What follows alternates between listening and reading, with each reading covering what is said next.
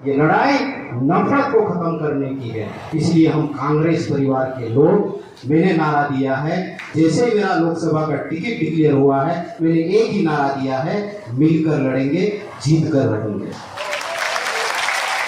तो 2-3 नारे के साथ में संक्षिप्त में बात करूंगा। सारी बातें मेरे सीनियर कार्यकर्ताओं ने कह चुके हैं।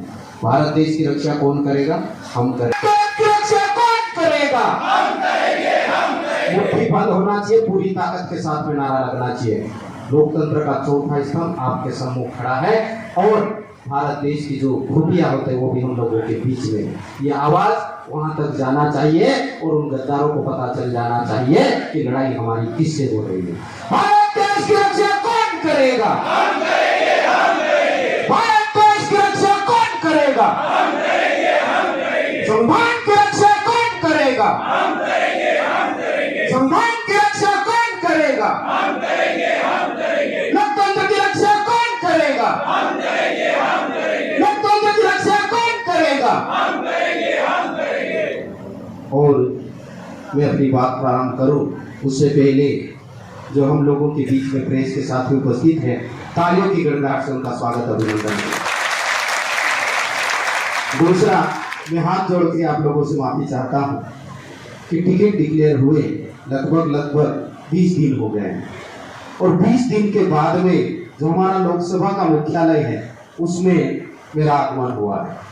मीडिया के साथियों ने भी और यहाँ के सीनियर साथियों ने भी कहा था कि जैसे ही टिकट डिक्लेयर हो सबसे पहले खरगोन जिले में आना है। मेरी भी प्राथमिकता थी, लेकिन योग कहें संयोग कहें, टिकट का डिक्लेयर होना और हमारे क्षेत्र में भोंगिया हाट का प्रारंभ होना, तो दोनों का आगमन साथ में हुआ। इसलिए हमने उचित समझा कि हम लोगों के जो भाई बहने हैं, ये भोंगिया जो हाट है, वो हाट शब्द जो आया है ना, उसकी लड़ाई लड़ने वाला साथी आपके बीच में खड़ा है। इन लोगों ने भोंगिया हाट को वैलेंटाइन डे, परिणव पर्व और आदिवासियों का शादी ब्याह का त्योहार ऐसा डिक्लेयर कर दिया था। 2007 से हमने लड़ाई चालू की थी और वहां से लेकर मीडिया के साथियों की दोस्त नहीं, उसमें उनको जितने जानकारी दी वैसा ही परोसा गया। वहां से लेकर मीडिया से लेकर सरकार से लड़ने का काम हमने किया और मध्य प्रदेश शासन में अशासकीय प्रस्ताव ला करके संकल्प पारित करवाया और रिसर्च टीम को हम लोगों ने पूरे क्षेत्र में भ्रमण करवाया और मैंने 2007 में एक लेख लिखा था भोंगिया हाट के बारे में। वही चीज सत्य पाई गई तो आज ये भोंगिया हाट के रूप में क्षेत्र में जाना है। तो लड़ाई जैसे हम लोगों को बोलते हैं, मुझे जैसा टिकट डिक्लेयर हुआ बहुत अच्छा हुआ, बोले एक नया कैंडिडेट हमारे सामने आ गया, तो उनको क्या मालूम कि हमने लड़ाइयाँ कहाँ कहाँ लड़ी है।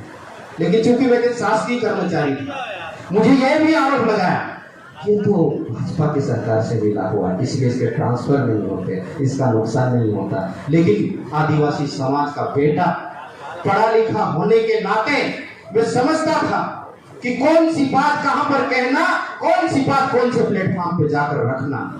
और यह भी आप लोगों को बता दूं मैं कि 20 साल और 2 दिन के शासकीय सेवा, जो एक रेगुलर सेवा, उससे पहले मैं संविधाशाला शिक्षक टांडा बरूड में रहते हुए वड़ा में पढ़ाया। मेरे पढ़ाए हुए बच्चा सरपंच है वहां का, ठीक है। तो 20 साल और 2 दिन, क्योंकि मेरा सिद्धांत था, मैंने तय करके रखा था ये राजनीति तो मैंने बाद में जाएगी, 20 साल की नौकरी करूंगा और उसके बाद में समाज और देश के लिए लगूंगा। तो मैंने 20 साल और 2 दिन की जो नौकरी की, एक सिंगल फोकस नोटिस भी मेरे नाम का नहीं हुआ। तो मैं वो ईमानदार और अनुशासित व्यक्ति हूं। दूसरी जो बात है कि जैसे दादा ने बोला, जितना मुझे पड़ा, मैंने जैसे ही नौकरी छोड़ी, ये चुनाव में तो खड़े भी होंगे, जीतेंगे भी, हारेंगे भी, लेकिन मानव जीवन एक बार मिला है, तो जब तक जिएंगे तब तक तो लोग याद करेंगे, लेकिन मरने के बाद में आपको कितने लोग याद करते हैं महत्वपूर्ण है। इसलिए मैंने प्रकृति, संस्कृति, संविधान एवं लोकतंत्र संरक्षण अनवरत यात्रा प्रारंभ की है। ये चुनाव चल रहा है इसलिए मेरा ब्रेक है, लेकिन ये यात्रा निरंतर चलेगी। जब सांसद बन जाएंगे, आपकी आवाज बन के काम करेंगे, तब ही ये यात्रा निरंतर चलेगी। इसलिए आपने बोला कि ये हम जो काम कर रहे हैं हम मानव हित में काम कर रहे हैं, और ये क्या चुनौती देंगे हमको, ये क्या हमारे से लड़ेंगे चुनाव। हम लोग पर्यावरण को बचाने की बात करते हैं और वो पर्यावरण को खत्म करने की बात करते हैं। इसका छोटा जागता उदाहरण हस्तियों को जंगल को खत्म करने का। ऐसे कई जंगलों को काट डाला है उन्होंने, और इसलिए काटा है कि वहां का खनिज संसाधन का अत्यधिक दोहन करे और अडानी अंबानी के जेबों में भरे। उसके पीछे कोई भी मकसद नहीं है इन लोगों का। तो वो लड़ाई हम लोग लड़ रहे हैं। हमारी लड़ाई देश के आम व्यक्ति के बच्चे को अच्छी शिक्षा मिले, ये लड़ाई हमारी है। हमारी लड़ाई हर गरीब के बच्चे को 2 वक्त का भोजन मिले, ये लड़ाई हमारी। हमारी लड़ाई गरीब को तन ढकने के लिए कपड़ा मिले, वो लड़ाई हमारी। ये लड़ाई इस देश का हिंदू हो, मुसलमान हो, सिख हो, बौद्ध हो, पारसी हो, ईसाई हो, सभी धर्म के लोगों को सम्मान मिले, ये लड़ाई हमारी। ये बात करते हैं राम की। अरे राम का सम्मान आप क्या करोगे? हमारे घर घर में राम है, और जब भी हम संबोधन करते तो राम राम बोलते हैं। आप क्या बात करोगे? और भगवान तो इस दुनिया को बनाने वाले हैं, आप क्या बनाओगे भगवान को? मोदी जी देश के प्रधानमंत्री सम्मानी है, हम भी सम्मान करते हैं। भाजपा पार्टी से आते अलग बात है, लेकिन देश के प्रधानमंत्री होने के नाते हम उनका सम्मान करते, लोकतंत्र में हम विश्वास करते इसलिए। लेकिन एक व्यक्ति भगवान को बना सकता है, भगवान को लेके आ सकता है? तो ये जनता को समझना है कौन कहां किसको बेवकूफ बना रहा है।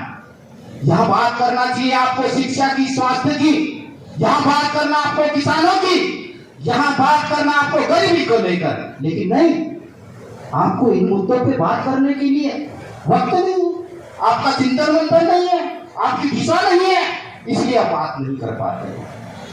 तो आप नन इशू को इशू बना करके इस देश की जनता को कुछ समय के लिए गुमराह कर सकते, लेकिन हमेशा के लिए गुमराह नहीं कर सकते।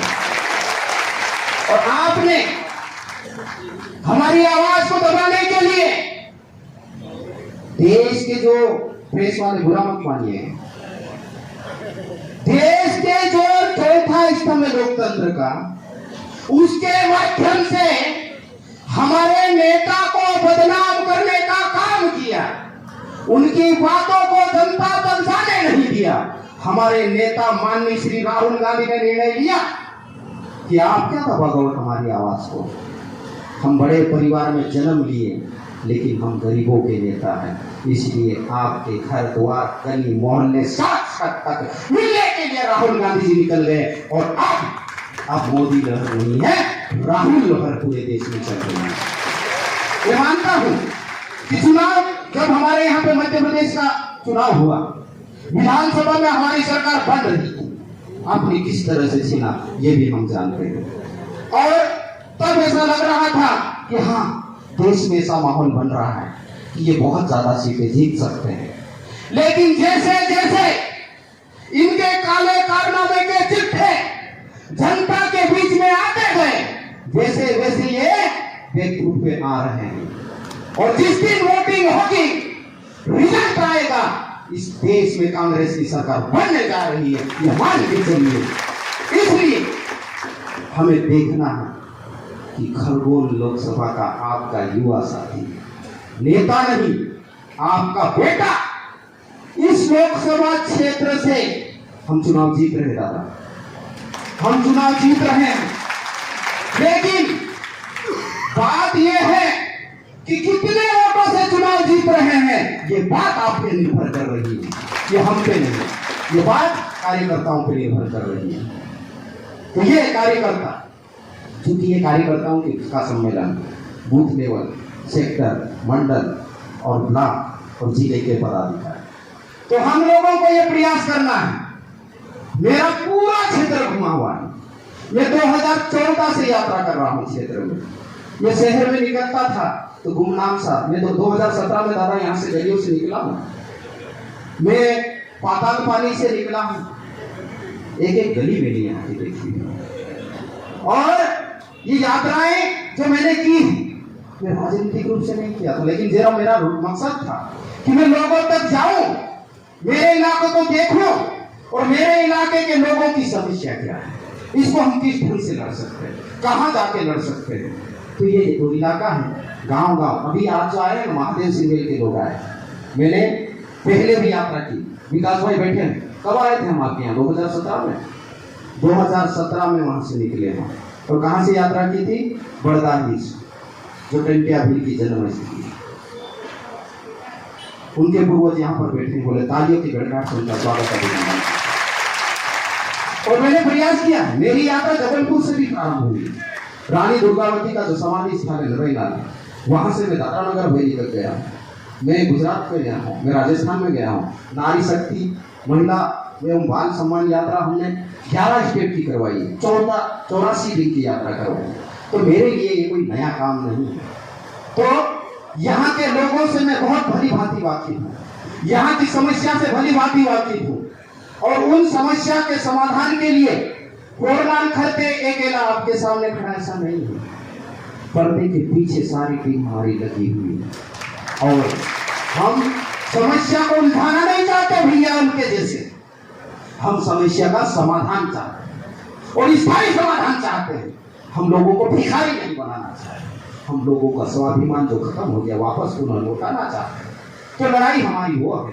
तो लड़ाई 1 दिन 2 दिन 5 साल की नहीं है भैया, ये लड़ाई हमारी आजीवन की है। जब तक जिएंगे तब तक देश की माटी के लिए जिएंगे। इसलिए हमने तय किया। मेरी धर्मपत्नी बैठी है यहाँ पर। मैंने जब यात्रा प्रारंभ की ना, तो घर से आरती उतरवा ली कि आज के बाद में भूल जाऊं। ठीक है, ठीक है, जो व्यवहारिक चीजें वो होगी, लेकिन मेरा जीवन सार्वजनिक हो चुका है। मेरा बेटा सुजय है, मेरे बेटे ने आरती उतारी, मेरी बेटी अपराजिता उसने आरती उतारी, मेरा भाई सागर खरते एडवोकेट हाईकोर्ट में उसने आरती उतारी, 7 भाइयों ने आरती उतारी, मेरी बहन इमला ने आरती उतारी। फिर घर गया यात्रा लेके, और घर वालों से कहा कि मम्मी पापा आप लोगों के लिए काम मैंने बहुत किया, मैं गरीब बेटा, मैंने खुद ने मजदूरी की, अभी भी मेरे हाथ में पड़ा। आप लोग मेरे से हाथ मिलाओगे तो जानोगे, मैंने मजदूरी की है, मैंने किसानी की है, और वहां से लेकर मेरे परिवार को ठीक से जीवन जी सके वहां तक लाया हूं। लेकिन अब मैं जीवन समाज और देश के लिए सार्वजनिक कर रहा हूं। मेरी आज्ञा दीजिए, तो घर से भी आज्ञा ले लेंगे। तो ये क्या डराएंगे मुझे, ये क्या मारेंगे मुझे, ये क्या हराएंगे मुझे, ये तो ऊपर वाला जानता है। तो जैसे गजन पटेल जी हमारी कॉलेज की राजनीति साथ थी, मैं उनके रग रग से वाकिफ हूं। कहां कमजोरी है, कहां मजबूती है, ये भी जानता हूं, और कहां वार करेगा वो, और मैं प्रतिकार कैसे करूंगा, ये भी मैं जानता हूं। देखो, आदिवासी समाज पहले था, ठीक था, भोला, अभी भी भोला है, लेकिन थोड़ा सा अब ऊपर आया है।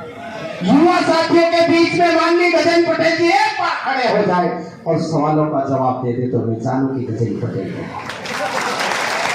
नहीं दे सकता। मुझे मालूम है ये समाज को बांटने का काम कर रहा है। उन्होंने हर कार्ड फेंक के देखा है, आप लोग समझते हैं। उन्होंने यहाँ पर जातिवाद चलाने का प्रयास किया। हम जानते थे कि जाल कौन सा फेंक रहे हैं, मछली कहाँ फंसेगी, लेकिन हम तो उसको फंसा देंगे। आदिवासी भैया, आदिवासी समाज में भील हो, बारेला हो, पटिया हो, बारेला हो, गोंड हो, कोरकू हो, कामित हो, वसावा हो, जो 700 से अधिक समूह है इस देश में, सबके लिए भारत देश के संविधान में एक समान अधिकार लिखा हुआ है, एक समान। भील के लिए अलग, भीलाना के लिए, बारेला के लिए, पटिया के लिए, कोर के लिए, कोरकू के लिए अलग, ऐसा नहीं है, लेकिन फिर भी ये बांटने का प्रयास करते हैं। तो दूसरा, आदिवासी के समाज का दर्शन, अध्यात्म, पूजा पद्धति, जीने का तरीका, रहन सहन पूरी दुनिया का एक जैसा है। ये क्या बांटेंगे, तो उसमें फेल है भाई साहब, ठीक है, फेल है। दूसरी बात मैं कहना चाहूंगा, लंबी बात नहीं करूंगा, कि माननीय गजेंद्र पटेल जी क्योंकि मैं पढ़ा लिखा व्यक्ति हूँ, जानता हूँ किसका कितना सम्मान है। जब तक मतदान हो जाएगा, रिजल्ट नहीं आएगा, तब तक वो हमारा सांसद है, इसलिए जी लगा रहा हूँ। निवाली में, होलिया हाट में हमारा सामना हो गया, वीडियो सबके सामने आया भैया, आप लोगों ने देखा।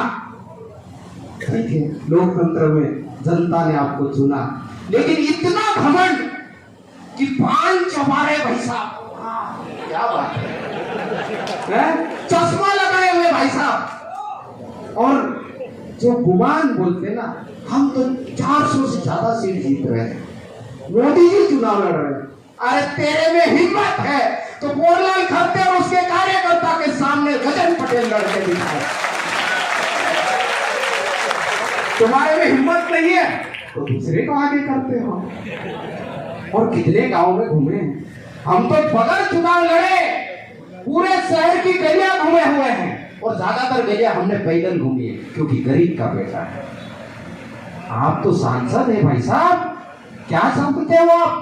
सांसद क्या चीज होती है आपको पता नहीं है शायद, इसलिए आप गांव गांव नहीं जा पाए, गली गली नहीं जा पाए, लोगों की बात नहीं सुन पाए। और सदन में कितने क्वेश्चन आपने इस क्षेत्र के लिए उठाए, ये भी हिसाब हमारे पास है, और ये भी हिसाब इस लोकसभा क्षेत्र की जनता आपसे मांगेगी। तुम्हें कार्यकर्ताओं से अंतिम बात, भाषण बहुत लंबा हो सकता है, लेकिन हम लंबा नहीं देंगे। हम जानते हैं कि हमको सिर्फ खरगोन विधानसभा नहीं लड़ना, यहाँ तो रवि जैसी भैया और उनकी टीम लड़ लेगी, मुझे पूरा विश्वास है। लेकिन हमको तो 7 विधानसभा में जाना है, वहां से भी जीतना है। भैया की कारणों से हार गए, लेकिन इसका बदला हम लोकसभा में लेंगे, ये मुझे पूरा विश्वास है। खरगोन विधानसभा, इस लोकसभा में हम जीत रहे हैं, हमारी पूरी टीमें लगी हुई, सारी रिपोर्टें भैया के पास में और कार्यकर्ता के पास में आ रही है। तो कार्यकर्ताओं से निवेदन करना चाहते हैं कि आप हताश मत होइए, निराश मत होइए। ये एक बेटे को आपने आगे किया है, 24 घंटे के लिए आपके लिए हाजिर जवाब है। हम इंसान होने के नाते कुछ सीमाएं हो सकती हैं, लेकिन कोई भी कार्यकर्ता मुसीबत में होगा तो हमारा कार्यकर्ता उसके साथ में उपस्थित होगा, इस बात की गारंटी मैं देता हूं। और जहां मुनासिब होगा वहां पर एक गरीब का बेटा, किसान का बेटा, इस क्षेत्र का बेटा आपके साथ में इस लड़ाई को लड़ने के लिए खड़ा होगा। और ये क्या संविधान की धज्जियां उड़ा रहे हैं, ये लड़ाई संविधान को बचाने की है। मेरी बात कांग्रेस के कार्यकर्ताओं से तो हो रही है, तो वो तो लड़ रहे हैं, लेकिन संविधान को बचाने की लड़ाई हमारे साथ में भाजपा के कार्यकर्ता भी आएंगे और मिलकर लड़ेंगे। क्यों? क्योंकि उनको भी दुख तकलीफ है, उनको तो डरा रहे हैं भैया। जैसे मेरे साथी ने बताया था कि लोकतंत्र में सब प्रकार की चीजें करने को सबका अधिकार है। हम अपना व्यवसाय, हम अपनी खेती, हम अपनी शिक्षा का ग्रहण करने का अधिकार, सब तरीके से हमको करना चाहिए। लेकिन जब गरीब लोग आगे बढ़ते हैं तो इनको तकलीफ होती है बहुत ज्यादा, क्योंकि वो किसके गुलाम? उद्योगपतियों के गुलाम है। ये सरकार को जनता की चुनी हुई सरकार के भांति नहीं चला पा रहे हैं। ये उन उद्योगपति, मेरे उद्योगपतियों से नफरत ऐसा नहीं है, लेकिन इस देश में सम्मान से जीने का सबका अधिकार है। तो इसीलिए ये उनके इशारे पे काम कर रहे हैं। तो उनके इशारे पे जो लोग काम कर रहे हैं ना, वो डरा रहे हैं लोगों को, ईडी की, सीबीआई की, इनकम टैक्स की, पुलिस का डर। मैं जब यात्रा लेके गया ना, तो मेरे इस यात्रा में 3 प्रकरण है भाई साहब, और उसके नोटिस पहले नहीं आए। जैसे ही लोकसभा का टिकट डिक्लेयर हुआ, उसके बाद में कल भी एक मेरे पास में नोटिस आया है 5 मिनट।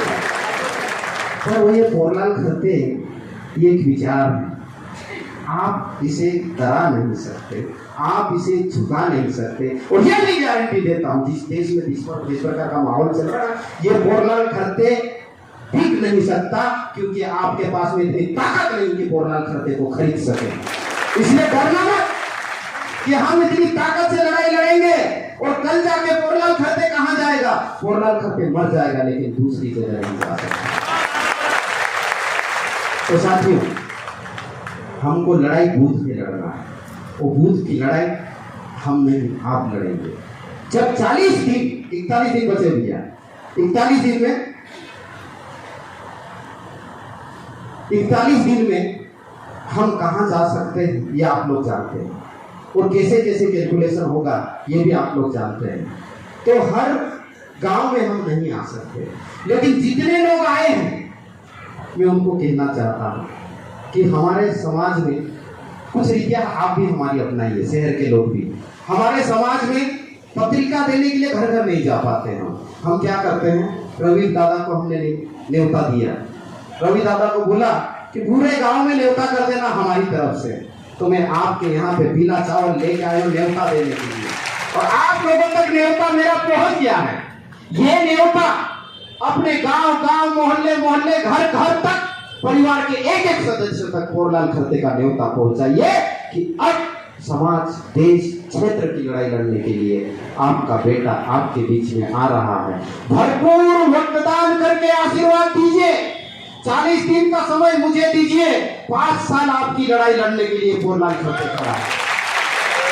तो बूथ पे सभी कार्यकर्ता अपनी अपनी टीम बना ले और बूथ की तैयारी अभी से कर ले। एनालिसिस रिपोर्ट आप लोगों को मिल जाएगी, वो रेडी है। हमारे जो नेता हैं यहाँ के, जिसकी बदौलत में यहाँ पर खड़ा हूँ, उनने पूरी तैयारी करके रखी है। आपको सूची मिल जाएगी, कौन से बूथ पे कितने वोट मिले थे। आपको आइडेंटिफाई करना है कि कौन से परिवार के लोगों ने हमको मतदान किया है और कौन से परिवार के लोगों ने हमको मतदान नहीं किया है। विधानसभा चुनाव की बात कर रहा हूँ। उन लोगों को जो दिए हैं उनको मेंटेन करना है, और जो नहीं दिए हैं उनको बनाना है। क्यों? क्योंकि हमको अपने क्षेत्र का विकास चाहिए। और विकास के मुद्दे पे आखिरी बात कह के मैं अपनी बात को खत्म कर रहा हूँ। माननीय गजेंद्र पटेल जी को जो लोग खबर पहुंचा सके पहुंचा दीजिए। क्षेत्र की जानकारी के मुद्दे पे, यहाँ के विद्यार्थियों के मुद्दे पे, यहाँ की नारी शक्ति के मुद्दे पे, यहाँ के किसानों के मुद्दे पे, यहाँ के छोटे व्यापारियों के मुद्दे पे और संविधान की बात को लेकर किसी भी मंच पे यदि आपकी हिम्मत हो तो डिबेट करने के लिए पोरलाल खरते खड़ा है। आप किसी भी एंगल से हमारे से डिबेट कर लीजिए, और यदि हमारे जनता का सवालों का जवाब दे दे तो हम मानेंगे माननीय गजेंद्र पटेल जी हमारे सामने प्रत्याशी है। नहीं तो हम ये चुनाव जीत रहे हैं, लेकिन कितने वोटों से जीत रहे हैं ये तय आपको करना है। आप लोगों ने मुझे ध्यान से सुना, और खरगोन में इतना प्यार दुला दिया। मैं जिलाध्यक्ष और पूरी टीम को दिल की अनंत गहराई से तालियों की गड़गड़ाहट से आभार और शुक्रिया अदा करता हूं।